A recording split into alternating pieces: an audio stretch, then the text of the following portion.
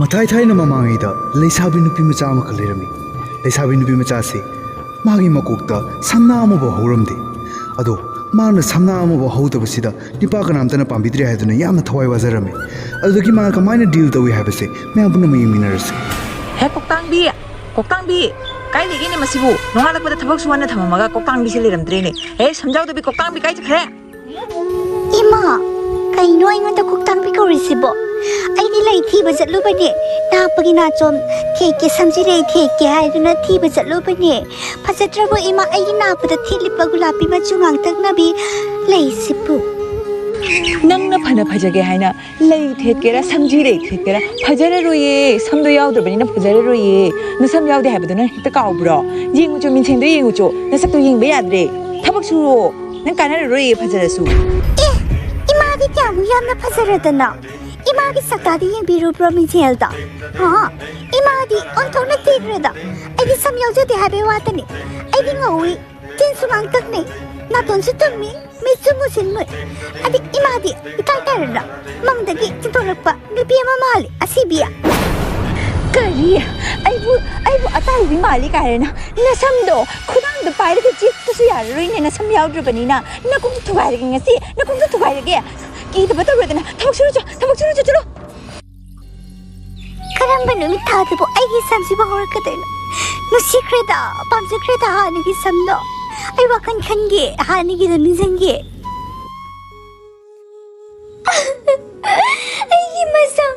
ai gi masam kai jakre hojik tani phara hai duna leiram le bai gi masam se aduga ai gi masam loi na kelame ai na ha da gi kok se pisu sabuna lure bu singa sidi masam loi na ken kre nongningi da kari no nasak na marul lama thiri ba sam sama di yaudri ba ni pa na su pa bi roi ta ban nupi nang bu karamba kadai gi no nangi sakchu da su isang sani kai no chibana hey ai se sab phajabadane ai se heloi ni ne heloi apangbi heloi ni ne phajakraba sak phajakraba sam ka se khwang maton bo sangli ba adu ngarang tang dai na fisu sabona kok se luzaru bani kok se kara mosale haiduna adu ka ngasi kin ki bane adu ka aina nuai tring ai sidana na ai bu nong dari bas kari kino ai gi machu se kuchu se sangli bas se ai ko gi jat na taw bane adu nang ai bu nong na bani na nang wanda ai hajina sharp bigani ibema Santa Krasme lui ayo Hampton lui ayo Dove lui ayo Amadi kwai digi neighbor Livon se tayana ayo ayagi adubo pisu sabon gamba sarap gamba sinedi kanana lunagi mi kaino mi pisu na papotra na po oh my god ibe ma kendra de ngau sanner banang bo kari strap no tabira oh changsu changol dare dubta ai khoi di heloi ni na ai khoi gi manakta adu gumba chaukat ba hidak singdo langthak singdo leizade ai khoi di pisu sabon sarap ta leize aduna lururi ba kokse adu aina tawdori ba strap si amna alu bani ko aina tawdori ba se nangi na samne su ai gi smai na ken kro hai bani khangle dana ken bi kro haima ibema ai gi asna won to ki ding to bani ne na kare gi no ai gi subject no lobi krisibo ibema kursi de na to na ba ken no ma suni biramo oh my god solution Late solution am ta late ai bunong narabadi adum na tawgane ai di chale ado nang na sana nangi solution thi jage harabadi thi jahoro ai di khangse dare bye bye whatever asugamba nuai tam wakal sing se khazilaka I am depressed oi bagi mohta ai nuai to na legda bani asa maga loine na kai na badi ai gi so me slava ma tungda ai so dra ai gi samse amuka ne lakani habisa ai thazaba thamle so I don't care. I am salage. Hi, Tamo. Nagkaigan ng sinarasi. Kariya nangbu nakuk fatrabo nangi lawai du da samna ambo yaw da ba nangbu aina karamna aigi nupi ne na mayam mamang da puthokadawrige ha nangbu nakuk fatrabo adumaina phibam adugumba phibam du da nangna nupa haune na haurisibu Tamo nusinaraga matungda samawrakani habase aigi thasabane Tamo nangna thasadrabasu aigi thasari aiga nanga nusinaraga aigi sam soidarmaki haurakani khaidra Hey hojine yam chawkhalabani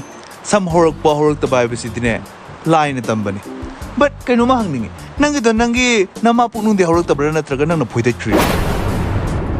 Kariya nang ang to kariya ay pwede ko na ma puning da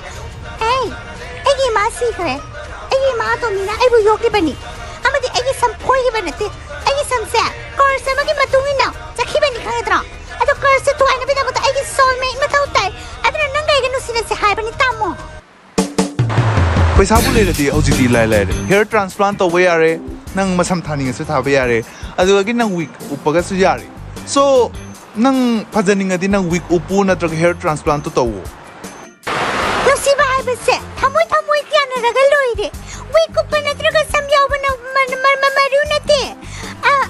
thamoi ya na raga loi de tamo na yung danu siu ay sino danu sige so dinu maki sama raga ni sima de gi thazabane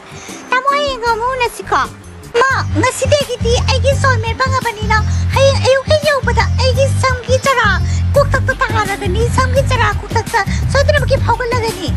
nang yeng na mi pen na ngai ro ay yeng ayo Karino ang hobing sinangang si Bukarino asina ni dana ijapo kau da ba phari base ai ki jaw ram rabadi nga sai na phu dana hatu wani ba mase ta zan ningi do yani chalo thobak to lo chalo khange dana na sam hobi wakhal do khaluranu ori da wakhal do khaluranu chalo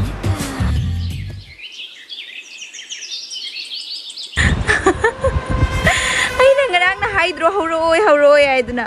samzo horoi da bada asa ka tawradana nangonda shrap to khriba nangi heloi do maukun kan khraponi mana to ba shrap nga si bhoba shui de haina ribani aduna ai khanglabani nangi masam horoi haiduna ai de harauri nangi hanagi nangi nasam mon lauba asang bado aina kaya da chaksakhriba ai gi masam angauba se aina di pamjakhidraba ado ngasi di nang nasam hoda ba se aina phajabini khanduna leizarabane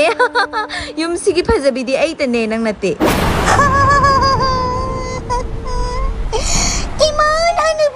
ay bunok na reba ay yam nung ay ay room da talaga o jika po niya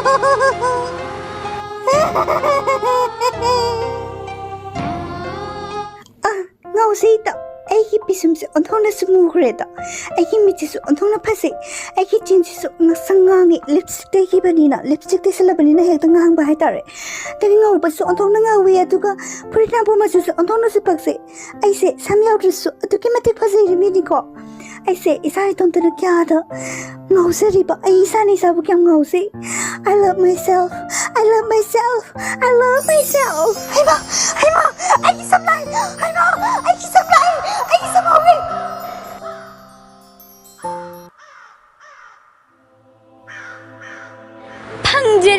phangjaredana nang naningjabadu phangjaredana aina nangbu clue amatta pikidabani solution ge adubu nangna nasana nasabu nungshijabadagi nangi nasam hauzarakledana asini ngasigi punsida ngasigi taibangda nasana nungsidrabadi kanada sunungshibangam ahanbada nang nasana nasabu accept tawzagadabani adugi matungda puinamagna nangbu nungshirakani nangi solution di love yourself